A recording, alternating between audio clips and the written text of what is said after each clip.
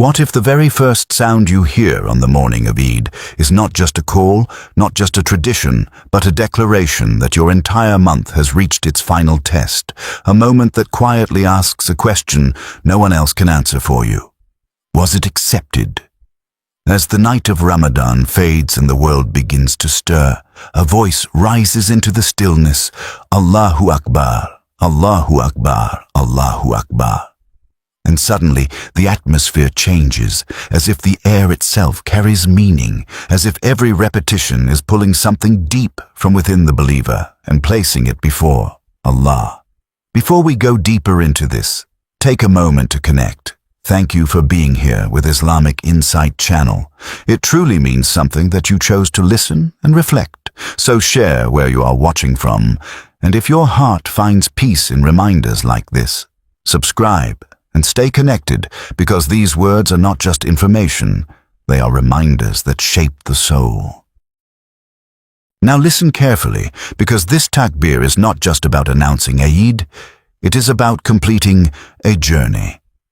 For 30 days, the believer held back hunger, controlled desires, stood in prayer at night, whispered du'as in moments when no one else was listening, and fought battles that were never visible to the outside world.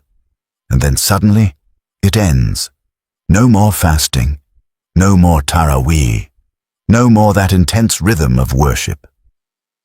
And right at that moment, instead of silence, instead of drifting back into distraction, Islam places these words on your tongue, Allahu Akbar. It is as if you are being reminded immediately, do not think this was about you. Do not think you accomplished something on your own. Allah is greater than your effort, greater than your discipline, greater than your strength. The Takbir becomes the bridge between what you just completed and what comes next, so that your heart does not collapse back into heedlessness the moment Ramadan ends. It keeps you awake, spiritually awake, even while the world celebrates. And here is where it becomes even more powerful. These words are not invented by people, they are not passed down as mere custom, they are rooted directly in revelation. Allah says in the Quran, and to complete the period and to glorify Allah for that to which He has guided you, and perhaps you will be grateful. This verse comes at the exact point where the discussion of fasting ends, as if Allah is teaching you how to exit Ramadan properly. Not with distraction, not with forgetfulness, but with glorification. The scholars explain that this glorification is expressed through the Takbir. That means every time you say Allahu Akbar on Eid, you are responding directly to a command from Allah. You are not just celebrating the end of fasting, you are fulfilling an act of worship that completes it. And think about the wording carefully, for that to which He has guided you. Guidance is mentioned before gratitude, because without guidance, you would not have fasted, you would not have prayed, you would not have made it to Eid in a state of faith. So when the Takbir rises, it is not just praise, it is recognition. Recognition that everything you did in Ramadan was only possible because Allah allowed it. Now pause and really reflect on the words themselves, because they are often repeated so quickly that their depth is missed. Allahu Akbar. It does not simply mean Allah is great. It means Allah is greater than everything, greater than the hunger you felt and overcame, greater than the desires you restrained, greater than the comfort you gave up to stand in prayer at night, greater than the distractions you walked away from. And now, on Eid, when people dress in their best clothes, prepare food, gather with family, and step into celebration, these same words remind you again, Allah is greater than all of it, greater than your joy, greater than your appearance, greater than the excitement of the day. It keeps your heart anchored so that even in happiness, you do not lose your direction. And then comes the next part, La ilaha illa Allah, a statement that cuts through everything else. There is no one worthy of worship except Allah. After a month of discipline, this line feels different. It is not just a belief you hold, it is something you have lived.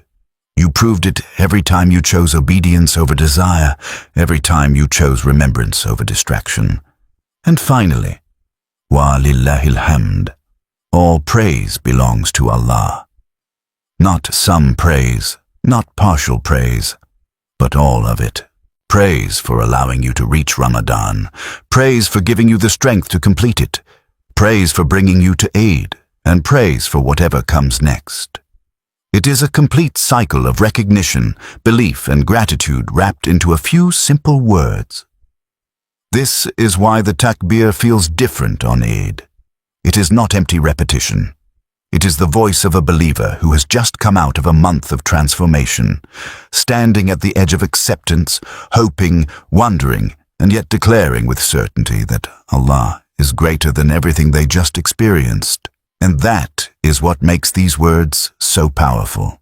They are not just heard, they are felt. There is something deeply striking about how the companions of the Prophet, peace and blessings be upon him, treated these words, because they did not keep them quiet or hidden as if they were private reflections. Instead, they allowed the Takbir to rise into the open, to be heard, to be shared, to move through the streets and hearts together. It is authentically reported that Abdullah ibn Umar, may Allah be pleased with him, would leave his home on the day of Eid, heading toward the place of prayer, and he would raise his voice with the Takbir, not in a careless or chaotic way, but in a way that carried purpose and certainty, and the people around him would follow until the entire environment became alive with remembrance. This was not noise for the sake of noise, it was unity. It was a living reminder that no matter how individual the struggles of Ramadan had been, the outcome was shared, and the recognition of Allah's greatness was something to be expressed together. Imagine the impact of that moment as voices rise not in competition, but in harmony, each person declaring the same truth, each heart aligning with the same meaning, until the space itself feels different, as if it is filled with something far more significant than ordinary sound. And this teaches something important about Islam itself, that acts of worship are not always confined to silent isolation. There are moments when the remembrance of Allah is meant to be visible, audible, and shared, so that it strengthens not just the individual, but the entire community. When one person says Allahu Akbar, it reminds another. When many voices say it together, it creates an atmosphere that pulls even distracted hearts back into awareness. This is why the companions did not hesitate to raise their voices with the Takbir. They understood that these words are not just for personal comfort, but for collective awakening. They shape the environment, they influence the mood, they set the tone for what Eid truly represents. It is not simply a day of celebration. It is a day where remembrance leads the celebration, where the greatness of Allah is declared before anything else takes over. And then there is the timing, which carries its own quiet wisdom. The Takbir begins not in the morning, not when people are already dressed and gathered, but from the very moment the new moon of Shawwal is sighted. That means it begins the night before Eid, at a time when emotions are already shifting, when Ramadan has just ended and the heart is in a state that is difficult to describe. There is relief, there is gratitude, there is hope, and there is also a subtle sadness that something so special has come to an end. It is precisely in that moment that the Takbir is introduced, as if to guide the heart through this transition. Instead of letting the end of Ramadan feel like a loss, the believer is directed to immediately turn toward glorification. Instead of drifting into distraction after the final fast, the tongue is given words that keep the connection alive. This period, from the sighting of the moon until the Eid prayer, becomes a bridge between two states of being. On one side is Ramadan, with its intensity, its structure, its constant reminders. On the other side is Eid, with its celebration, its gatherings, its outward joy. Without the Takbir, it would be easy for the believer to move from one extreme to the other, from deep focus to sudden heedlessness. But the Takbir prevents that sharp drop. It carries the spirit of Ramadan forward even as the external routine changes. It keeps the heart anchored while everything else shifts. You're no longer fasting, but you are still remembering. You are no longer standing in night prayer, but your tongue is still engaged in glorification. It is a gentle but powerful continuation of worship, ensuring that the end of Ramadan does not become the end of awareness. And within all of this lies a deeper layer that is often overlooked, and that is gratitude. Real gratitude, not the kind that is spoken casually, but the kind that comes after effort, after sacrifice, after experiencing something that changes you. When the believer says, "Wa lillahil hamd," it carries the weight of the entire month behind it. It is not just praise in the abstract. It is praise for very specific moments. For the early mornings of suhoor, when the body was tired, but the intention was strong. For the long days of fasting, when patience was tested. For the nights when the Quran was recited and the heart softened. For the moments of weakness that were overcome, and even for the moments of failure that led to sincere repentance. All of that is included in this praise. And there is something humbling in recognizing that not everyone reaches this point. Some began Ramadan but did not complete it. Some intended to fast but were unable. Some had the opportunity but did not take it seriously. So when a person stands on the night of Eid or walks toward the prayer the next morning saying Allahu Akbar and Wa lillahil hamd, there is an unspoken awareness that this is a gift, that reaching this moment is not guaranteed. That being able to say these words with a heart that has lived through Ramadan is itself a blessing that deserves recognition. This is why the Takbir is not just an announcement of Eid. It is a response to guidance, a response to completion, a response to the countless moments throughout Ramadan where Allah made things easier, where He forgave, where He accepted, where He allowed the believer to continue. It gathers all of those experiences into a single expression and releases them in the form of remembrance. And when you truly understand that, the words begin to feel different. They slow down, they carry weight, they stop being routine and start becoming something personal, something real. And perhaps the most powerful part of all this is how simple it is. No complex phrases, no long supplications, no difficult conditions. Just a few words that anyone can say, young or old, learned or unlearned, strong or struggling. And yet those few words carry within them the essence of the entire journey. They remind you who Allah is, they remind you who you are, and they remind you what just happened over the past month. And that is what makes the Takbir of Eid so unique. It is simple in form, but profound in meaning, light on the tongue, but heavy on the heart, repeated by millions, yet deeply personal to every single believer who says it. There is a subtle danger hidden inside moments of happiness, and it is something the human heart often does not notice until it has already taken hold. After a full month of discipline, restraint, and reflection, Eid arrives with relief and excitement. People wear their finest clothes, homes are filled with the aroma of food, families gather, laughter returns, and there is a sense of release that feels almost overwhelming. But within that release, there is a risk, a quiet shift where the heart can begin to lean toward pride, toward self-satisfaction, toward the idea that it has accomplished something great on its own. And this is exactly where the Takbir stands as a shield, firm and unyielding, cutting through that illusion before it has the chance to grow. Every time the believer says, Allahu Akbar, they are reminded that no matter how strong they felt during Ramadan, no matter how consistent their worship was, no matter how many nights they stood or how many verses they recited, Allah is greater than all of it, greater than their effort, greater than their ibadah, greater than any sense of personal achievement.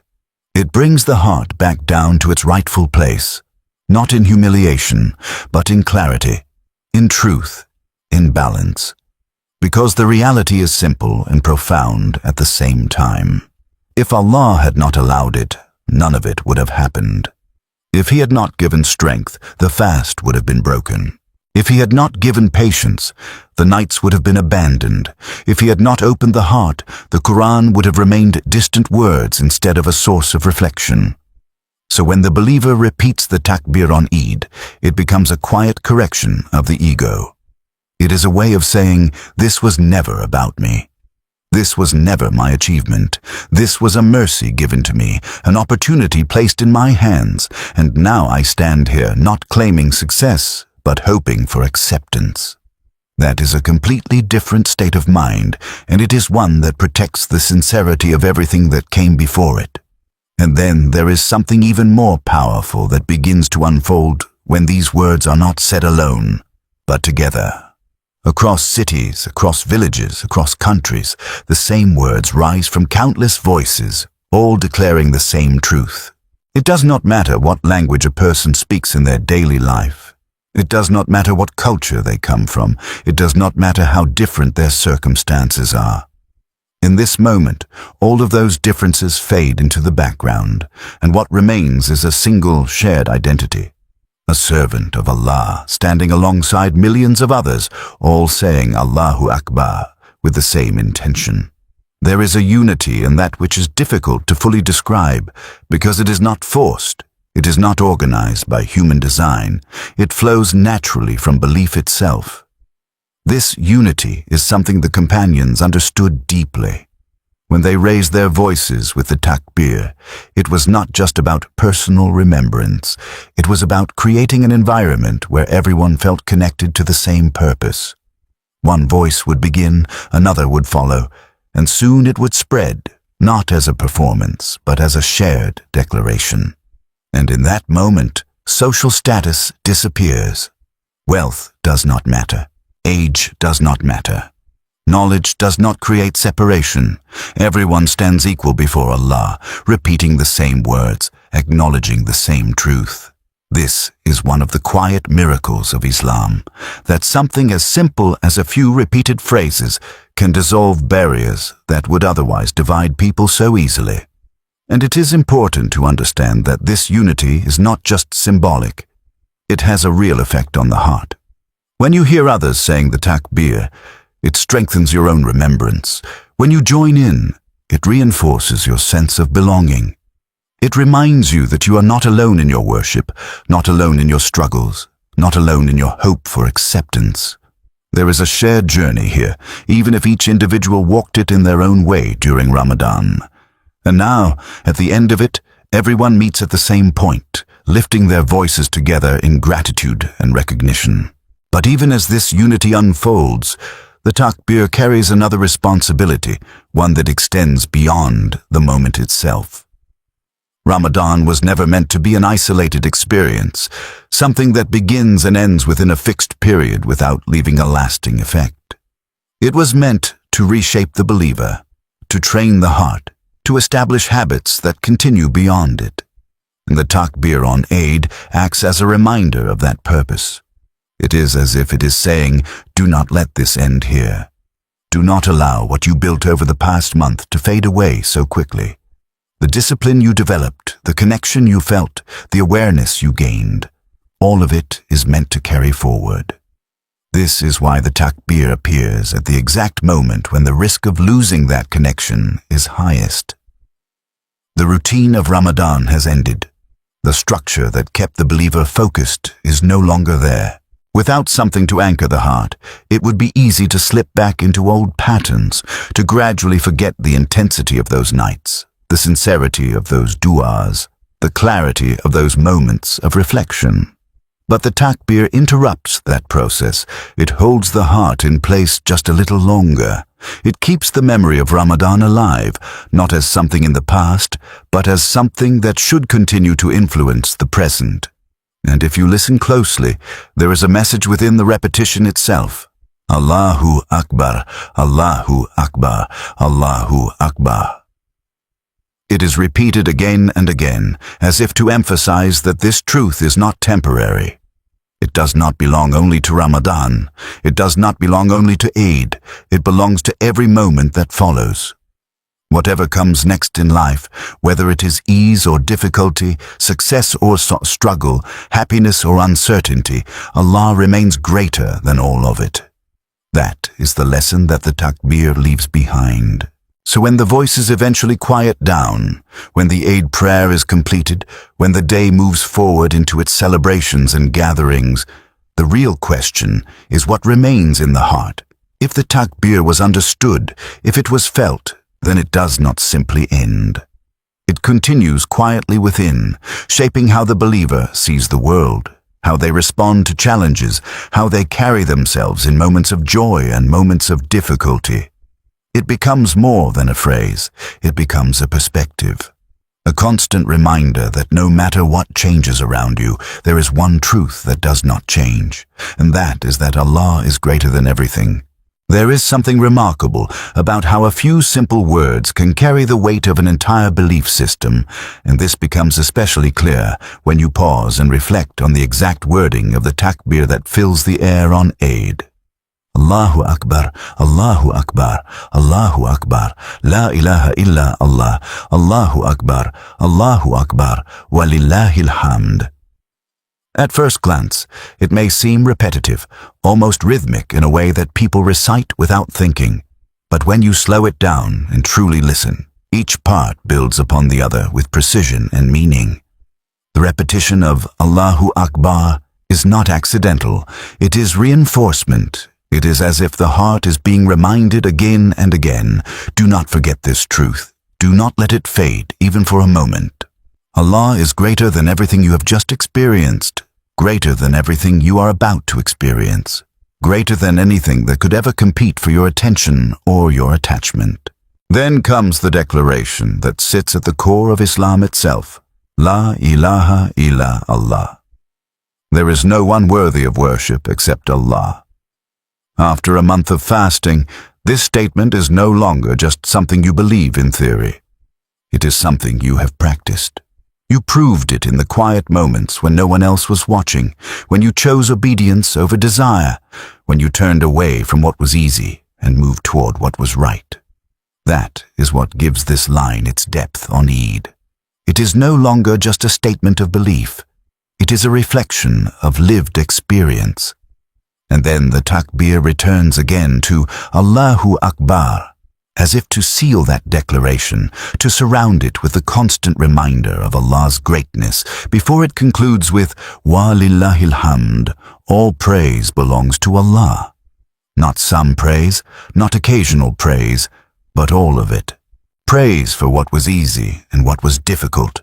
Praise for what was understood and what was not. Praise for the journey and for whatever comes after it. It is a complete cycle, beginning with recognition, moving through belief, and ending with gratitude. And when you look at it this way, you begin to realize that the takbir is not just something to be recited, it is something to be understood and carried. It teaches you how to see the world. It teaches you how to measure things. Because once you truly accept that Allah is greater than everything, your priorities begin to shift in ways that are both subtle and powerful. The things that once seemed overwhelming begin to shrink in comparison. The things that once distracted you begin to lose their grip, and the things that truly matter begin to stand out more clearly. This is not just a phrase for Eid. It is a framework for life. But even with all of this meaning, there remains a quiet tension in the heart of the believer on the day of Eid. Something that cannot be ignored, no matter how joyful the occasion may be. It is the question of acceptance. After all the fasting, all the prayers, all the effort that was poured into Ramadan, there is no visible confirmation, no clear sign that everything has been accepted. The believer stands between hope and uncertainty, hoping that Allah has accepted their ibadah, fearing that it may fall short, and recognizing that acceptance is not guaranteed by effort alone. This is a deeply human moment, one that the companions of the Prophet, peace and blessings be upon him, understood very well. It is reported that they would celebrate Eid, but their hearts would remain concerned about whether their deeds had been accepted. This balance is what gives Eid its unique depth. It is not a careless celebration. It is not joy without reflection. It is joy mixed with humility, happiness mixed with awareness, relief combined with a sense of responsibility. And the Takbir reflects this balance perfectly. On one hand, it is a bold declaration, Allahu Akbar, spoken with certainty and strength.